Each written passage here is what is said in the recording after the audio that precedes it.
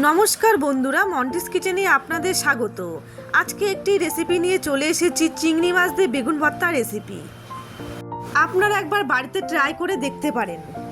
চলুন তাহলে দেখা যাক কি কি নিয়েছি। আমি এখানে নিয়েছি বেগুন, আমি একটু ছোট বেগুনটাই ব্যবহার করেছি, কেটে নিয়েছি দেখুন এরকম করে।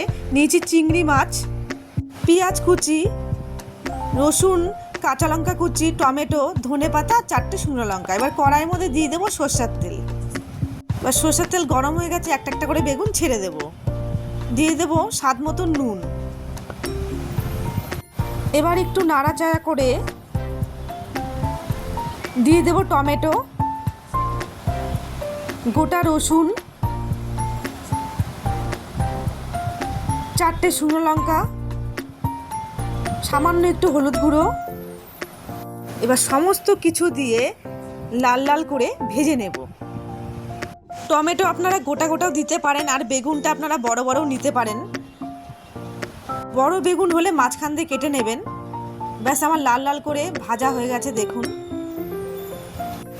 সেদ্ধ হয়ে গেছে।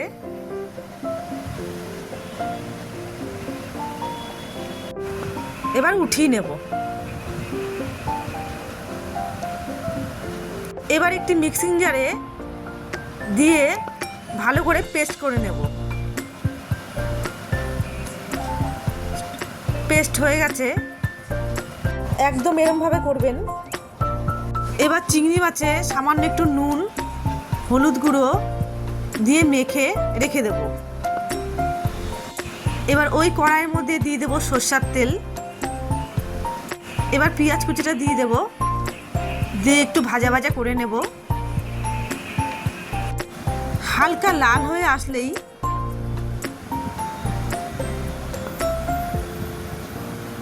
দিয়ে দেবো এবার চিংড়ি মাছ।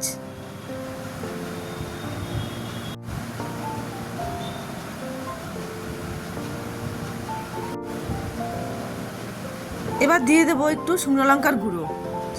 ঝালটা আপনারা আপনাদের পরিমাণ মতন ব্যবহার করবেন। এবার একটু লাল লাল করে আবার ভেজে নেব।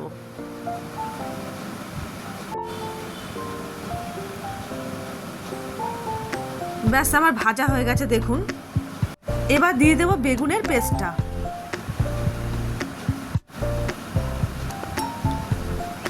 এবার ভালো করে একটু ভাজা ভাজা করে নেব। এবার দিয়ে দেব সামান্য একটু চিনি। আপনারা যারা চিনি পছন্দ করেন না তারা দেবেন না, আমি সামান্য একটু দিলাম। ব্যাস আমার ভাজা ভাজা হয়ে গেছে দেখুন, কালারটা কত সুন্দর হয়েছে। এবার দিয়ে দেব কুচিয়ে রাখা কাঁচা লঙ্কা আর ধনেপাতা। এটা আমার ছাদ বাগানের বিলেতি ধনেপাতা, আপনারা নর্মাল ধনেপাতাও ব্যবহার করতে পারেন। ব্যাস হয়ে গেছে চিংড়ি মাছ দিয়ে বেগুন ভর্তা। আশা করি আপনাদের খুব ভালো লেগেছে।